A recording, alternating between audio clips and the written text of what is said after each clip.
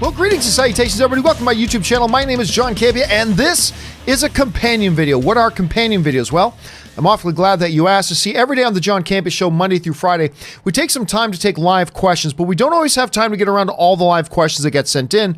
But I want to make sure if you send in those questions, they get answered properly in a video. So I gather up those unused questions and we address them here on companion videos. Now, today is Monday, August the 19th. So these are the questions that we didn't get around to from the John Campea Show earlier today. That's the John Campea Show from Monday, August the 19th. So let's not waste any time and start getting caught up right now. And we're going to get things started here with Leo Milmet, who writes, how do you manage to work so hard and so smart and create such good content? Thanks, Mom. I'm sure Leo Milmet is the code name for my mom. It's crazy. I can't believe it. How do you find the motivation? You are great. Well, thank you so much, Leo. Serious, thank you. I appreciate that very much. Look, I will tell you right now, I'm not the smartest guy in the world. I'm not whatever, but I work hard. I do work hard.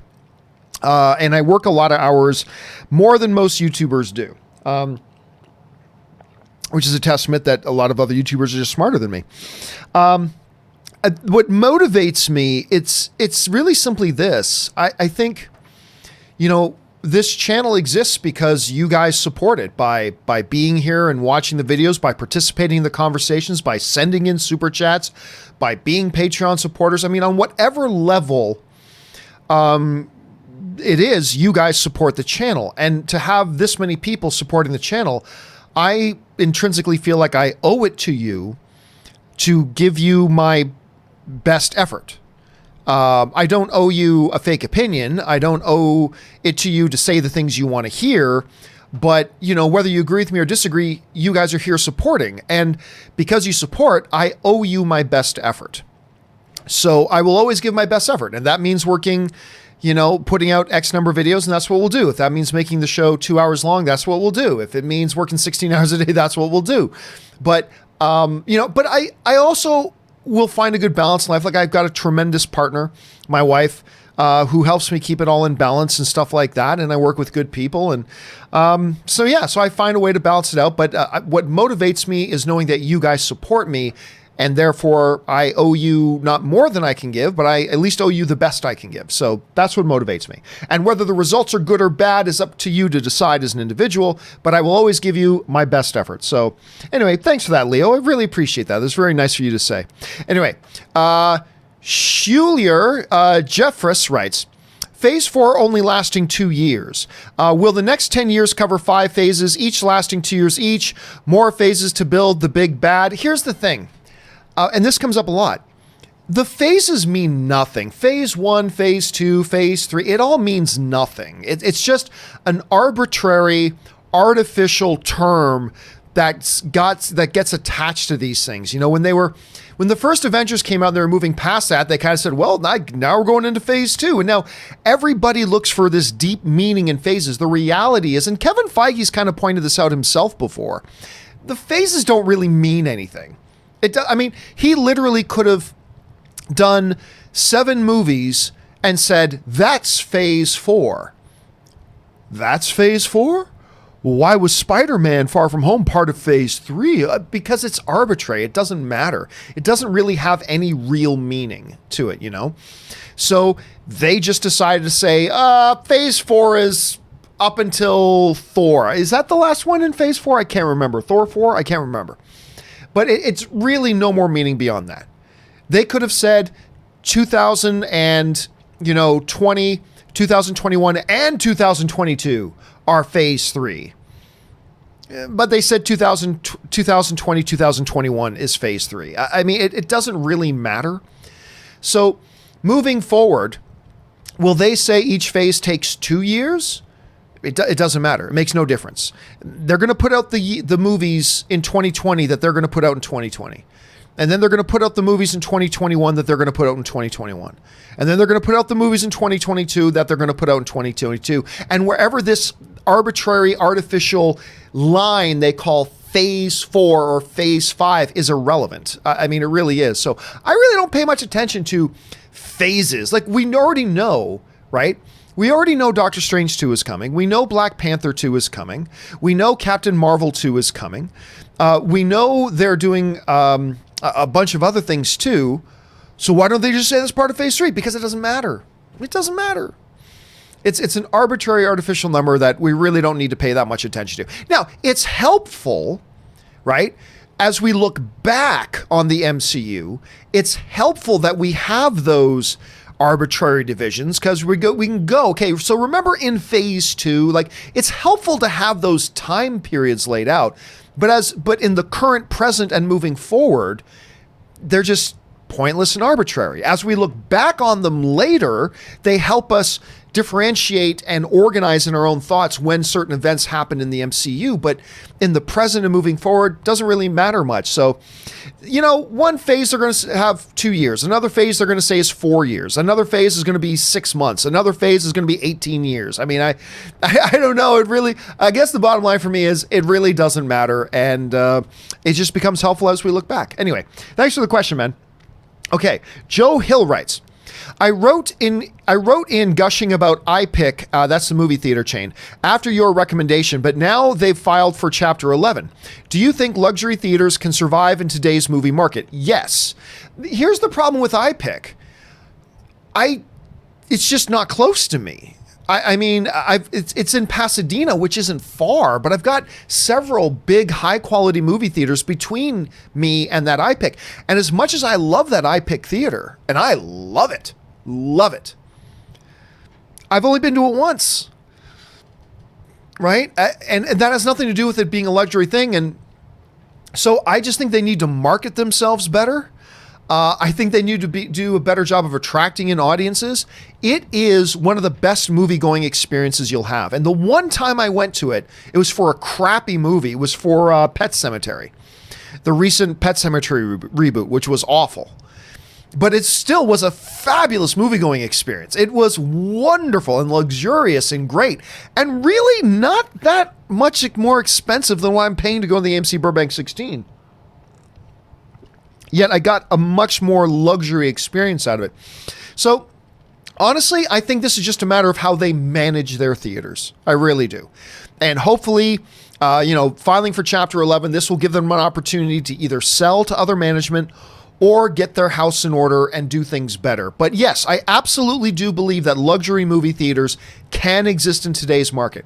We're seeing like AMC as they convert some of their theaters to more luxury things, having more options with food, leather, motorized recliners, bringing out blankets too if you want them, all that kind of stuff. These are very popular. So yes, I absolutely believe that luxury theaters today can work. You just like any other business, though, you got to make sure people are aware of you. You got to do promotion. You got to do, marketing. You got to get people in the door to try out your experience. I mean, there's a lot that goes into it. It's not like Field of Dreams. If you build it, they will come. No, they won't. You got to attract them in. And I think iPic just needs to get on board with that. Anyway, thanks for the question, man. And I love that theater. David Coca writes, I'd love to see a remake of Rat Race. I love Rat Race. It's a race. With the comedians of today. Imagine one with people like Seth Rogen, The Rock, Tiffany Haddish, etc. It could be fun. Listen, it's already fun. I mean, John Cleese, Mr. Bean. It's wonderful. I think Amy Smart is the one who's in that. I love Rat Race. It still amazes me today how many people have not seen Rat Race. You really are just robbing yourself. You got to check it out. But I'll tell you what, David, I'm always open for a remake of anything. And a remake of Rat Race is not something they'll probably do. But if they did, I would absolutely be all for it. And yeah, if they get like a lot of today's stars to do it, that could be a lot of fun. But I highly encourage you, don't wait for this remake. If you haven't seen Rat Race, I really do encourage you to check it out because it's a lot of fun. To me, it's a lot of laughs. There's a lot of laughs in that movie. All right, Voltron Prime writes, movie fans around the world, thanks for supporting the John Campea Show. Indeed, Voltron. Thank you to all the movie fans around the world. And it is always crazy to see how many countries from around the world are watching the show. It's kind of nuts. But thank you to everybody who supports the show by watching, by super chatting, by whatever. Thank you for being here and being part of the community. All right. Harry Mudd writes, I'm so stoked for the Dark Crystal. I'm so stoked for the Dark Crystal series dropping on Netflix on the 30th. I am so pumped for this. We saw a commercial for it pop up on TV the other day, and we all just giggled. We were so excited. I cannot wait. You know, and I always feel like when I talk to people about The Dark Crystal, I feel like I'm talking about an imaginary friend. Like, I feel like I'm telling people about this thing that was so special to me when I was younger, and so many people haven't heard of it, which is still amazing to me. And the fact that they're bringing it back, I thought the trailer was great. Now, look, the show may be terrible, and if it is, that's fine. It won't ruin the original movie for me. But to go back to that, to see them using the puppets again, there's just something magical about it. And I am all in. I am 100% all in on this Dark Crystal series. So stoked. Mark Hamill being in there doesn't hurt either. Being one of the, I believe he's one of the Skeksis. Anyway, so stoked. Very excited. All right. The football media rights. Disney Plus rollout dates and still no UK date. I'm worried. I mean, what's there to be worried about? I mean, it's going to come to the UK when it comes. It doesn't look like it's going to come out when the service opens in November. Oh, well. I mean, it is what it is. Look, one of the things that I think will happen with Disney Plus content, though, like Mandalorian and whatnot, is that they'll do what a lot of other streaming services do that aren't in other countries. They then license their content out to other streaming providers in those countries. So, you know, CBS All Access is the home of Star Trek Discovery, but a lot of countries don't have CBS All Access. So what does CBS do? They license Discovery to, say, Netflix in another country, so people in that other country that doesn't have CBS All Access can watch it. And I feel pretty confident, I don't know for sure, but I feel pretty confident at least, that even if Disney Plus does not launch in November in the UK, I have very little doubt that either in November, December, or January at the latest, they will probably license out Mandalorian to play on Netflix or, you know, Skynet or whatever it is the streaming services you have there are. They'll license it out to somebody, and you'll have a chance to see it. So I wouldn't worry. And then Disney Plus will eventually open in the UK. So I wouldn't worry too much about it. All right. Jesse writes, hey, John, not surprised to see Ready or Not, hey, John, surprised to see Ready or Not at 100% on Rotten Tomatoes. I'm afraid it'll be another flop for Fox, though it opens Wednesday, and I haven't heard many talking about it. I'll tell you what, there are a few movies right now that has my wife as excited as Ready or Not. She loves those trailers. And come on, it's not just me, right?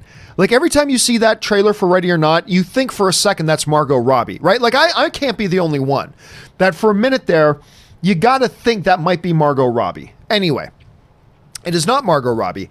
I think this movie looks like a hell of a lot of fun. The thing that it has going for it is I believe they made the movie for pocket change. Like, I think this is probably a $20 to $25 million movie. So you're not looking at a movie that needs to make $300 million by any stretch of the imagination. I've got a feeling if this movie makes $100 million worldwide, they're laughing. They're absolutely laughing. But it looks clever. It looks fast-paced. It's only 95 minutes long. Mwah, perfect for a movie like this. Good, crisp, fast pace. I love it. It just looks fantastic, and I cannot wait to see it. So let's keep our fingers crossed for it. But again, I wouldn't worry too much because it doesn't actually need to make as much as a lot of other movies made, because I don't think they made it for very much. I think it had a pretty small budget. Anyway, Kyle Pajor writes, rewatching Endgame, I don't think Tony believes the Wakanda Accords were wrong. I think the snap just reaffirmed his belief Ultron was a good idea. I disagree. Endgame, I don't think gives us any indication as to, I mean, him snapping doesn't tell us that he thought Ultron was a good idea. It just means he had to save his daughter. If he didn't snap out Thanos, his daughter dies. Everybody dies, but particularly his daughter dies.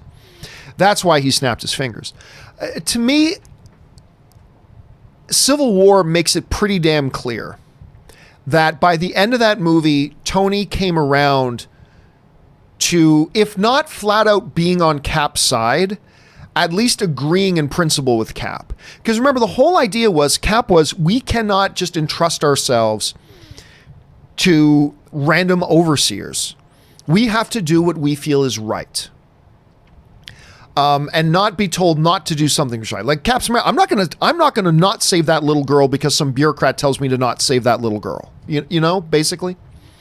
And Tony's like, no, we've got to have a leash on us. We got to have permission. We've got to blah, blah, blah, blah. Well, what happens? If you watch and follow what happens in Civil War, Tony eventually starts to realize, oh yeah, this doesn't work. I signed up for this Accord thing, which means I follow Secretary Ross. I take my orders from him. I don't do what he says I can't do. And I go and jump when he tells me to go and do something, right? That's what the Accords were. He operates under the permission and supervision of this board that is at this point being run by Secretary Ross. And what happens in Civil War? He starts to realize, okay, I know what's right in this situation, and Ross isn't going to let me do it, so much for the Sokovia Accords. I'm going to do what I feel is right. And that's what Tony does. Tony, by ditching the people following him, by breaking people out, by going to find Cap in the first place to help Cap, he is completely disobeying Thunderbolt Ross, which is the whole point of the Sokovia Accords. And that's the heart of the argument, is Cap ultimately saying we have to do what we feel is right. Tony saying, no, we can't trust ourselves because of the disaster that happened with Ultron, but we can't trust ourselves to make those decisions. We have to have oversight, and we need to do what we're told to do. And then by the end of Civil War, we see Cap or Iron Man going, I'm not going to do what I'm told to do. I am going to do what I think is the right thing to do here, which is what Cap was saying all along. So to me, as I watch the MCU and I get to the end of that, end of Civil War, it became clear Tony realized Cap was right. Now, that doesn't fix the rift that happens because, you know, Bucky murdered his parents and all that kind of stuff. They still had their fight. They still nearly killed each other. That doesn't just, realizing that Cap was probably right about that, it doesn't fix everything, which we see in the movies, right? It doesn't fix everything. But anyway, that's just how I kind of see it. Anyway, thanks for your observation. And by the way, just because that's my opinion and not yours, that doesn't mean you're wrong. I'm just giving you my point of view as a fellow film fan. That's all I'm giving you. All right. Suthius writes, just saw Mystery Men. Even in that, they play on the glasses thing. Lance wears glasses. Captain Amazing doesn't wear glasses. Can't fool the shoveler. Okay, listen. First of all, I bring up Mystery Men, and I'm so glad you're bringing it up, Suthius. I bring up Mystery Men on this show all the time. It is a movie, an underappreciated diamond in the rough of a movie that was so far ahead of its time. I love Mystery Men. But anyway, earlier, what Suthius is talking about is earlier on the John Campea Show today, we got into that whole discussion about, you know, how did no one know that Prince Adam was He-Man? They look exactly the same, and he doesn't even do the glasses thing that Superman does. And how stupid is the Superman glasses thing? Well, yes, there is a part in Mystery Men when a bunch of the Mystery Men are debating the identity of Captain Amazing. And I can't remember Lance, who's played by Greg Kinnear. He's also Captain Amazing. Says, you know what? I still got to, I just think, you know, it's funny that Captain Amazing was there and Lance wasn't there. Oh, and then everybody's, would you get off that? Well, okay, so this theory you have that Lance is Captain Amazing. And then what it comes down to for William H. Macy, the shoveler, is, look, Lance wears glasses. Captain America or Captain Amazing doesn't wear glasses. How could he fight crime if he can't see? Right? It's brilliant. It's so brilliant. So I always appreciate when anybody wants to bring up Mystery Men. That's great. All right. Kyle Pajor writes, I don't think we see an established Justice League for over 10 years. I think it'll probably be before 10 years. At any rate, Godot and Momoa run their course, establish Battinson, reintroduce Superman in the third film, new Soup movie, start it all over. No, I do think it's going to be a beat before we get another Justice League movie. I do. But by a beat, I'm thinking 4 years, 5 years, maybe 6 years. I just don't think Warner Brothers and their overlords at AT&T are going to wait 10 years for a Justice League movie. I just think they're going to do that. And in a world where they can put out 3 or 4 movies a year, it really won't take them 10 years to get to that point, right? I mean, look, Kyle, clearly you may be right. I mean, it could be 10, 15, hell, we may never see another Justice League movie again. But I just kind of feel like they will do one, and I'm thinking more in the 4 to 6 year range. You know, not by 2022 or 2023, but in that outside of 4 to 6 year range is when I think we'll probably get them take another kick at the Justice League can. Not immediately, but by then. I just don't think that, number one, there's a need to wait 10 years. Because you can put out 30 films in 10 years. You don't need 30 films to build up to Justice League. So they don't need 10 years. And on top of that, I just don't think the new corporate overlords with AT&T owning them now, I don't think they want to sit around and wait for a new Justice League movie for 10 years either. So I think it'll be shorter than that. But then again, it might follow somewhere in between where you're guessing where I'm guessing. Like I'm guessing 4 to 6, you're guessing 10. Maybe it'll be 7 or 8. Who knows? But I'm going to stick with the 4 to 6 year range. That's where I think it's going to fall. But we'll wait and see. Maybe it'll be sooner. Maybe it'll be later. All right. Dylan Trost writes, rank the Star Wars prequels least bad to most bad. Oh, that's simple. The least offensive Star Wars prequel is Revenge of the Sith. That's the third prequel. Some might even say it's okay. I don't even think it's okay, but I will at least say I find it to be it's the most rewatchable. It is the least offensive of the prequels. Next is The Phantom Menace, which has, amongst all of its flaws, it has some really big highlights to me. The lightsaber battles, Darth Maul, the pod races, things like that. I love that stuff. So there's that. And then the worst of the worst is Attack of the Clones. The middle one. I think even the most diehard of prequel fans will go, yeah, that's the dumb uncle in the family, is that middle one. So yeah, the best one is number 3. The second best one is number 1, and then the worst out of them all is the middle one. Harry Mudd writes, I recently watched Batman Hush. I loved it. I'm glad you liked it. I've tried many Marvel and DC straight to home video animated stuff, and with a few exceptions, there are a couple of exceptions, 1 or 2 both on the Marvel and on the DC side. There are a couple of exceptions. But for the most part, I find them all to be rubbish. I'm not saying Hush is rubbish. Don't get me wrong. I haven't seen it.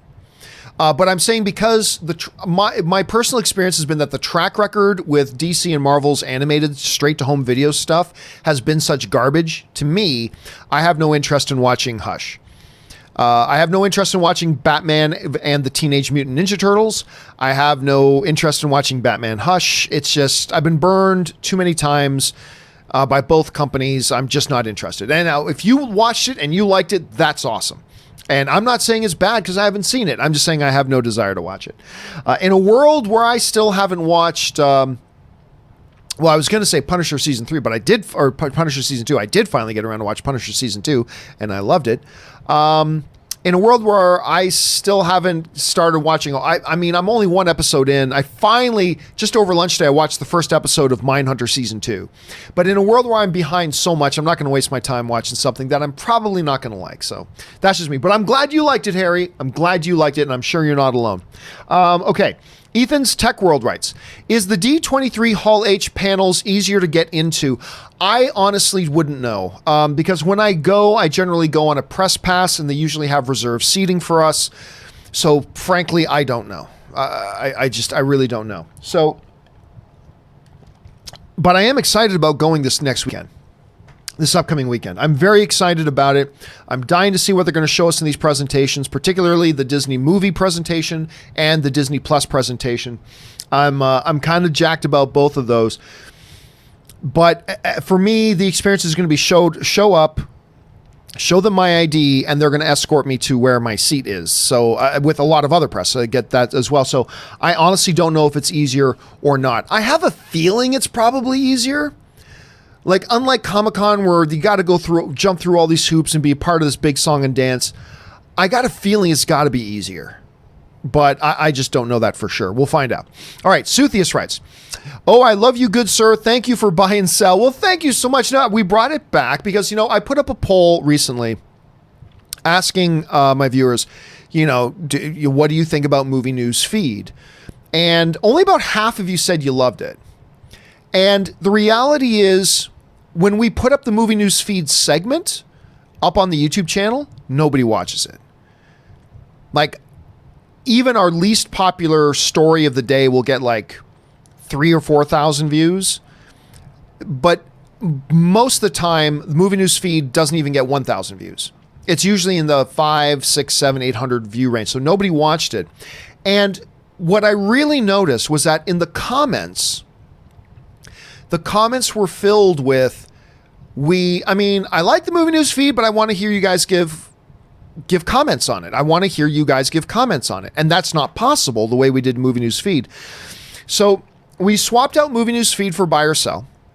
And we did it for the first time this morning. And it was a little bit bumpy, but I had a good time doing it. And I hope it addresses that issue that people were asking for, that they wanted to hear a little bit of commentary. So now each one of us is a quick little bit of commentary on each story. Then we move on to the next. So I hope that meets the needs that people were asking for. And, if it doesn't work, we'll get rid of it. I mean, it's just that's the great thing about being my own show. We can test these things out, try it out, see if we like it. And if we don't, then I can get rid of it. No big deal.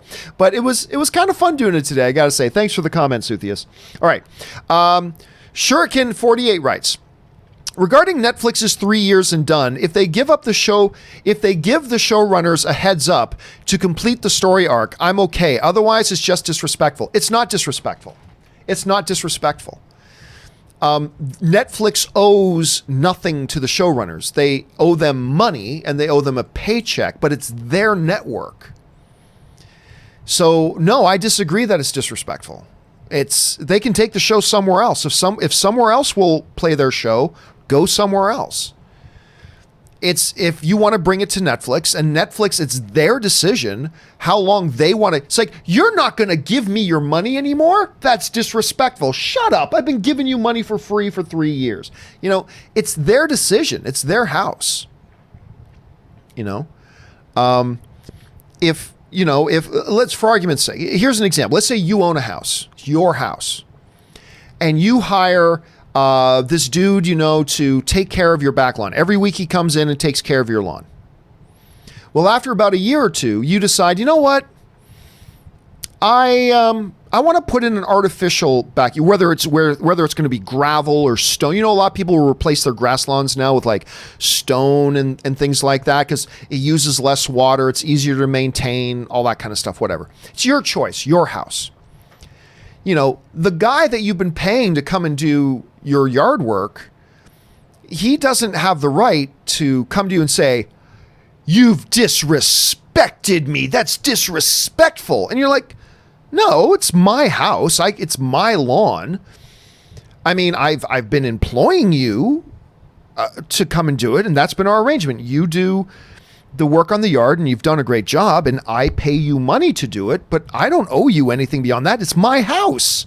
I can do with my house with what I want.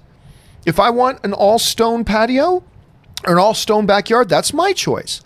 If I want to pave over my backyard and make bigger parking, that's my choice. If I want to put up a frickin' Ferris wheel in my backyard, that's my choice. Barring, local regulations and laws, of course. But the fact of the matter is, it's your house. To make the decision to not hire that dude to care for your lawn anymore is not disrespectful to that dude. That suggests that he gets to have some sort of say in the way you manage your house. And he doesn't get to have a say in the way you manage your house. It's your house. And again, like, if the showrunners and the producers are then free to take those shows somewhere else if they want. Right? If they think their show is still good and should be on the air, they can shop it around to another network, and maybe somebody will pick it up, like Lucifer got saved, or like The Expanse got saved, or whatever, or not. But I disagree that it's disrespectful to the showrunners. Like, you know what you're getting into when you go over to Netflix. If you don't like it, go to one of the other 20 streaming services. Again, I'm not saying I agree with, like, if you watch the show this morning, I disagree with this philosophy Netflix seems to have. I disagree with it. I do. So in principle, you and I are on the same page there. I disagree with their philosophy. However, disagreeing with their philosophy doesn't mean I think they're being disrespectful to the showrunner. It's not about being respectful. It's about, this is our network. We will choose what we want to pay for, and we will choose how much we pay for it, and we will choose for how long we want to run it. And if we don't want to run a show on our network anymore, that's no disrespect to the showrunners. It's just business. It's their network, their money. And if they want to spend their money a certain way and play things on their network a certain way and run their network a certain way, that's totally their prerogative. It's just business. It's nothing personal. It's neither respectful nor disrespectful. And then the showrunners can just take the show and shop it somewhere else if they want. So I agree with you that I don't like their policy, but I disagree with you that it's disrespectful to the showrunners. But that's just my point of view. All right. Dan M. writes, should Disney really be taking a big risk by making Deadpool PG-13?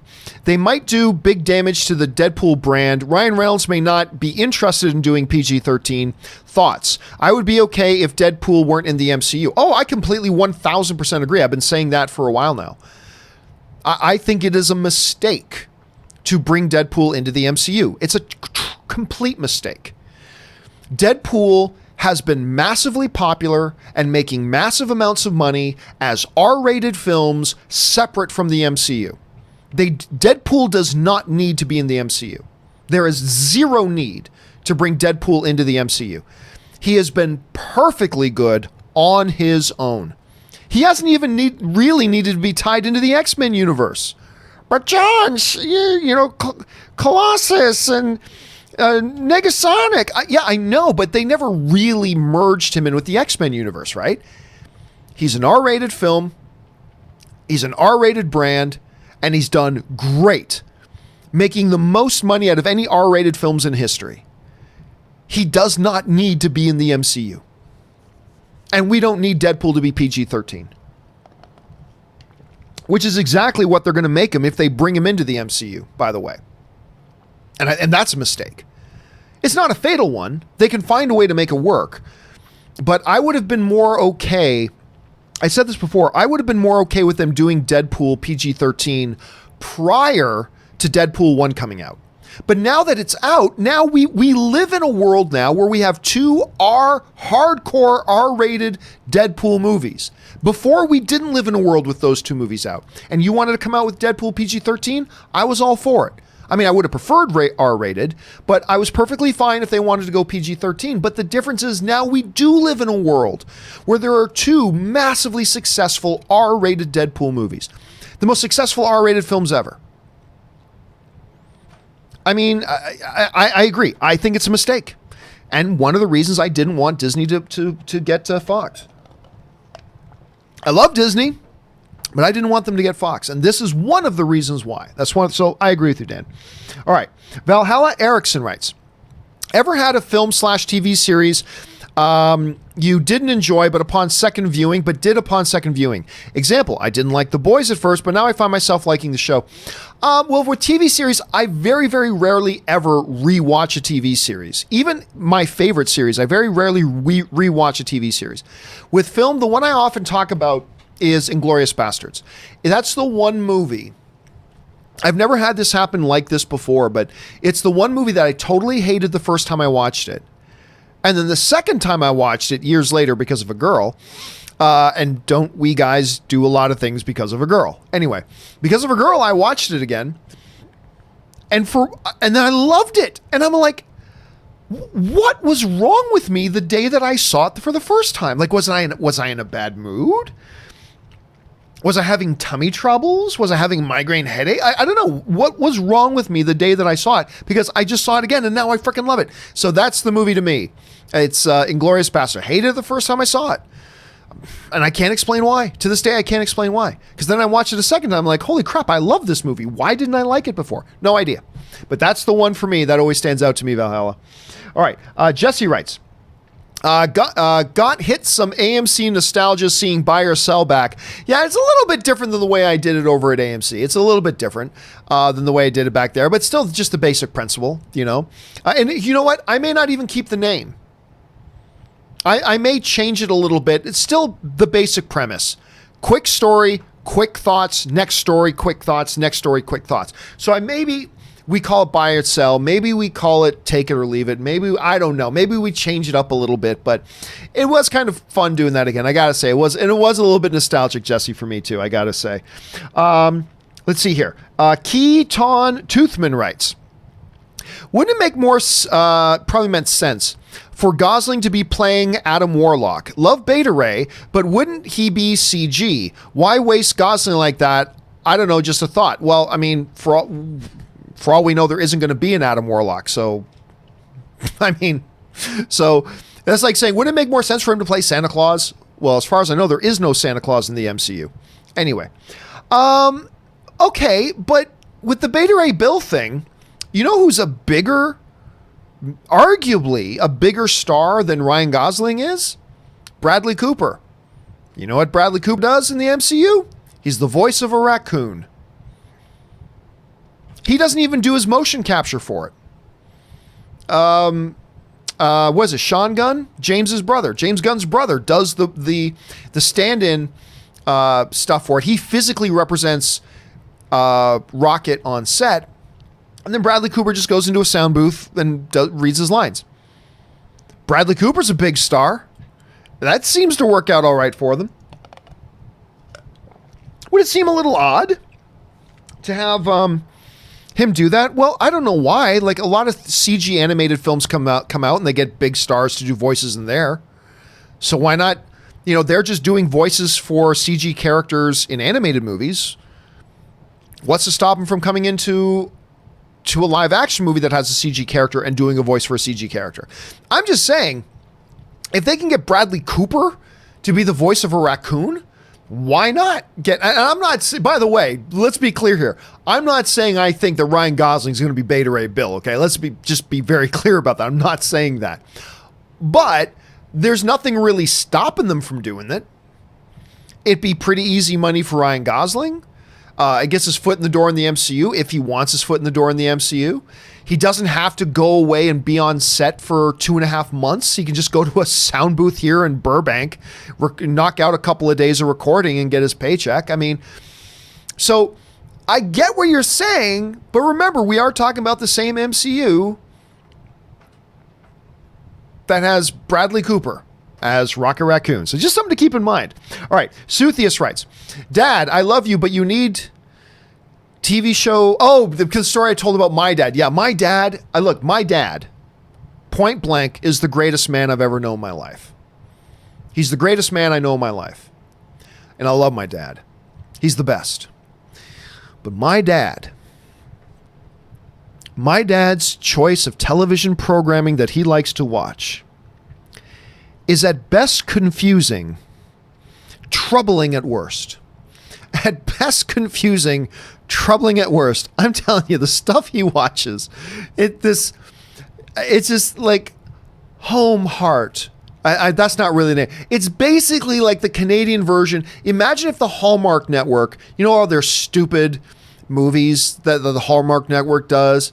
Imagine the Hallmark Network, but in Canada, and instead of a weekly movie, it's like a weekly television series about, you know, pretty people who live on a horse ranch, always being nice and saying, gosh, ma'am. It's horrible and painful to watch. Again, my dad is the greatest man I've ever met in my life. He will be the greatest man I ever know in my life. And I'm not just saying that because he's my dad, and my dad's the greatest guy I know. But his television watching habits are troublesome. They are troublesome. They disturb me. They bother me. Anyway, so there's that. All right, Cinema Survey Troy writes, will Captain Marvel 2 make as much as Captain Marvel 1? I don't think so. But, I mean, I'm certainly not going to say it's impossible, because I think a part of it, like, look, Captain Marvel, what did it end up making, by the way? Like 1.1, 1.2 billion at the box office. Let me just look this up here quick. So Captain Marvel 1 made $426 million domestically alone, made $1.128 billion worldwide, joins the $1 billion club. I think a part of that is it's the first I think there's a little novelty to it, that it's the first female-led MCU film. It took the MCU 22 films, 21 or 22 films in a row, before they finally did one with a woman. Don't tell me there's not an anti-woman bias in Hollywood. That hasn't been around for a century. There obviously has. But at any rate, so I think there's a bit of a novelty of that. Now, it's a good movie, and I enjoyed it. It's not like the upper tier of MCU movies to me, to be honest, but I enjoyed it. It's a fun movie. It was solid. Big success. You got an Academy Award winning actress in there, made $1.128 billion. Fabulous. But I think once they put out the next one, it will again be a big, massive hit. But I think it'll be a big, massive hit on the level of a Venom, which was a big, massive hit to the tune of like $840 million, something in that neighborhood. I think it'll be closer to that. Solid, great, make big money, huge hit, but I don't know that it'll be in the $1 billion club again. Then again, who knows? Maybe Captain Marvel 2 could make $2 billion. Who knows? But the first one made a crap load of money. The next one will make a crap load of money. Right now, and again, remember, we're talking in a vacuum right now. There hasn't even been a Captain Marvel 2 announcement, let alone a plot summary, let alone trailers, let alone having any idea what this movie looks like. So I'm sitting here saying, no, the next Captain Marvel won't make as much as Captain Marvel 1, but that may totally change once we start hearing a story description, who the supporting cast is going to be, once we see trailers. That could totally change. Right? We could see all that stuff, and then I could totally change my mind. Go, no. Okay, yeah. This one's going to make probably 1.4 billion, whatever. But for now, in a total vacuum, based on nothing, I'm going to guess that the next one right now won't make as much as the first one. But this prediction of mine means nothing until we get closer to when a real movie does come out and we can actually see it and get a sense of it. But for now, I'll take a guess that no, I don't think it will. All right. Josh Angelis writes, have you reviewed Loose yet? I'm hearing a buzz around it. If that's the Octavia Spencer movie, no, and I'm not going to review it. I mean, I believe it was going to open in like 5 theaters. I generally will only review things that everybody has a chance to see. And that generally means, and I don't mean other people should run their blogs or YouTube channels or podcasts like that, but I just found that when I try to review something that other people don't even have the opportunity to see, even if they wanted it, what's the point? Right? And again, I'm not saying other people need to have that philosophy, but I've just found for myself, if a movie isn't a big wide release film where everybody who's in my audience has a legit, at least the majority of the people in my audience have the opportunity to go see it if they wanted to, then what's the point of doing a review for it? So who knows? Maybe Loose will get a big expanded release and it'll be in 3,000 theaters or 22,000 theaters, whatever, and then maybe I will. But I have not reviewed it and I have no plans on reviewing it at this point. All right, ZOMG Ruler writes, I understand my dad's boss better after BBT Light. I have no idea what we're talking about. Sorry about that, ZOMG. Nick writes, how the hell have you not watched Red Dwarf? Why should I? I've never even heard of it. So there you go. It's just that simple. Anthony Ray writes, Papa Campea is just me or are John Travolta and Kevin Feige twins? I don't see it. I mean, I guess if you were to tell me that it's just been discovered that John Travolta and Kevin Feige are actually cousins. They've never publicized or talked about, but John Travolta and Kevin Feige are cousins. Maybe I could see a little bit of a family resemblance. I'll be honest with you though. I don't see it. I don't see it myself. Maybe I just got to find the right couple of... Do me a favor, Anthony. If you've got a particular picture that really makes you think they may be twins, email it to me at john@thejohncampeashow.com. So that email address is john@thejohncampeashow.com. Email me that picture and I'll take a look at it. But I'm just telling you off the top of my head, I don't see it. I personally don't see it. Anyway, guys, that will do it for this installment of the companion videos. We are now all caught up on all the questions that you guys sent in this morning. Don't forget, guys, the John Campea Show returns again tomorrow. It's going to be me, Robert Meyer Burnett, Erin Cummings, fresh off the set of her new CBS show, All Rise. So Erin's going to be here. Please make sure and come and join us as well. Already working on some of the stories that we're going to be talking about tomorrow that I'm really excited about, and I hope you guys will be there to join us. All right, guys, that will do it for me. Thanks a lot for being here. My name is John Campea, and until next time, bye-bye.